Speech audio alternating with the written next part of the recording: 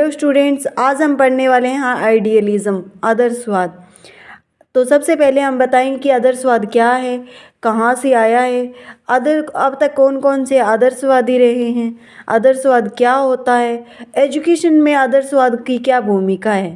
तो सबसे पहले हम आदर्शवाद का मीनिंग बताएंगे, उसके बाद हम डेफिनेशंस बताएंगे राइटर्स के अकॉर्डिंग। फिर हम डेफिनेशन बताने के बाद उन्हीं डेफिनेशन के आधार पर कुछ विशेषताएं बनती है वो बताएंगे।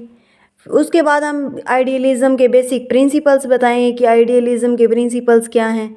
तो फर्स्ट इज विचारों पर बल और मनुष्य ही सर्वश्रेष्ठ है। इनका मानना है आदर्शवादियों का कि मनुष्य ही सर्वश्रेष्ठ है और इन्होंने आध्यात्मिक जगत पर बल दिया है।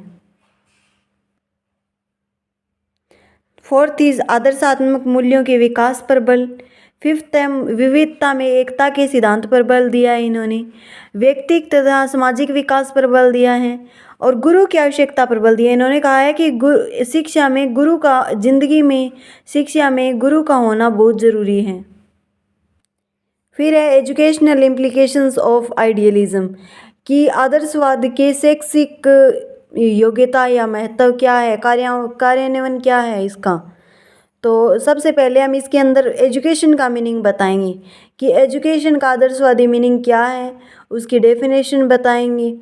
फिर हम बताएंगे कि idealism and AIIMS of education कि आदर्शवादी रूप में शिक्षा के कौन कौन से एम्स हैं, उद्देश्य हैं। तो आदर्शवादियों ने जीवन के जिन सिद्धांतों, आदर्शों एवं मूल्यों का निर्धारण किया है उन्हीं को प्राप्त करने के लिए हमें शिक्षा के उद्देश्य बताए हैं। तो फर्स्ट इज आत्मानुभूति के लिए शिक्षा होनी चाहिए। आदर्शवादियों का मानना है कि शिक्षा जो है वो आत्मानुभूति के लिए होनी चाहिए। फिर है व्यक्तित्व का सर्वांगीण विकास। आदर्शवादियों का मानना है कि शिक्षा का मतलब व्यक्तित्व का सर्वांगीण विकास करना होता है। फिर है शाश्वत मूल्यों का विकास। आदर्शवादियों का ये भी मानना है कि जैसे सत्यम शिवम सुंदरम, जैसे जिन मूल्यों की चर्चा की है ना उन्होंने, उस वही शिक्षा का मुख्य उद्देश्य भी उन्हीं मूल्यों को बच्चों के जीवन में डालना होता है। फिर है पवित्र जीवन की प्राप्ति। इनका मतलब है कि शिक्षा का मतलब होता है कि पवित्र जीवन की प्राप्ति, कि हमें अपने व्यक्तित्व में सामाजिक गुणों को मतलब पवित्रता को स्वीकार करना चाहिए, अपनाना चाहिए। फिर है अनेकता में एकता की भावना। इन्होंने कहा है शिक्षा का उद्देश्य है अनेकता में एकता को लाना है कि सारी विभिन्नताओं को परे रखते हुए हमें एकजुट रहकर बनकर रहना चाहिए। फिर है व्यक्तिगत के साथ साथ सामाजिक विकास। उसके बाद हम बताएंगे कि आइडियलिज्म एंड करिकुलम कि आदर्शवाद का पाठ्यक्रम निर्माण में मतलब पाठ्यक्रम की योजना में आइडियलिज्म का क्या महत्व है, आदर्शवाद का क्या महत्व है।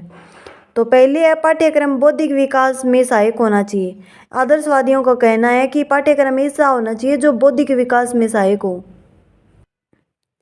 फिर है पाठ्यक्रम शाश्वत मूल्यों पर आधारित होना चाहिए। पाठ्यक्रम संस्कृति के विकास में सहायक होना चाहिए। पाठ्यक्रम नैतिक विकास में सहायक होना चाहिए। और प्लेटो ने तो पाठ्यक्रम को 3 भागों में बांटा है, बौद्धिक, कलात्मक और नैतिक।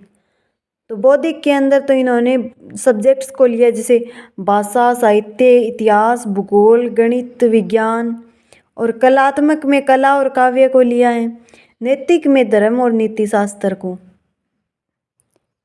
फिर है idealism and methods of teaching कि आइडियलिज्म आदर्शवाद के अनुसार टीचिंग के में कौन कौन से मेथड्स होने चाहिए। तो सब बहुत सारे आदर्शवादियों ने बताया, जैसे सुकरात ने प्रश्नोत्तर विधि दी है, प्लेटो ने संवाद विधि दी है, अरस्तु ने आगमन निगमन विधि दी है, हर्बर्ट ने निर्देश विधि दी है। तो इसके अतिरिक्त उन्होंने जैसे भाषण वाद विवाद विधि और बहुत सारी विधियों का इन्होंने समर्थन किया है। फिर है आइडियलिज्म एंड डिसिप्लिन कि आदर्शवाद और अनुशासन। इन्होंने अनुशासन के बारे में बोला है कि शिक्षा में अनुशासन किस प्रकार का होना चाहिए। फिर है आइडियलिज्म एंड टीचर कि आदर्शवादी रूप में अध्यापक का रोल कैसा होना चाहिए। आइडियलिज्म एंड स्टूडेंट कि शिक्षा में आदर्शवादी शिक्षा में स्टूडेंट्स का कौन सा स्थान होना चाहिए। बी सेंटर्ड होना चाहिए, स्टूडेंट सेंटर्ड एजुकेशन होनी चाहिए या टीचर सेंटर्ड एजुकेशन होनी चाहिए, ये इन्होंने बताया है। फिर है आइडियलिज्म एंड स्कूल, इन्होंने स्कूल के वातावरण के बारे में बताया कि स्कूल का वातावरण कैसा होना चाहिए। यहाँ पे है आदर्शवादी शिक्षा का मूल्यांकन, कि आदर्शवादी शिक्षा जो हमने पढ़ा है कि उसके अंदर कौन कौन से मेरिट्स हैं और कौन कौन से डीमेरिट्स हैं। तो मेरिट्स तो उच्च शैक्षिक उद्देश्य है इनके, प्रभावात्मक अनुशासन है, अध्यापकों को महत्वपूर्ण स्थान दिया है।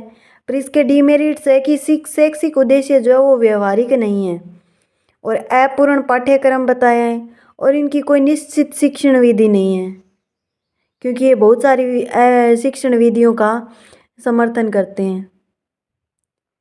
फिर है यह बच्चे की अवहेलना करती है, मतलब ये स्टूडेंट सेंटर्ड नहीं है। आध्यात्मिक जीवन पर अनावश्यक बल देते हैं, क्योंकि ये आदर्शवादी जो है वो आध्यात्मिक जीवन पर ज़्यादा बल देते हैं। फिर हम इसका कंक्लूजन बताएंगे कि आदर्शवाद का शिक्षा में क्या महत्व रहा है, इसका हम कंक्लूजन बता देंगे। तो स्टूडेंट्स, अगर आपको मेरी वीडियोस पसंद आती हैं तो लाइक एंड सब्सक्राइब ज़रूर करें और आपको नेक्स्ट कौन सा टॉपिक चाहिए ये भी कमेंट करके ज़रूर बताएं। Thank you.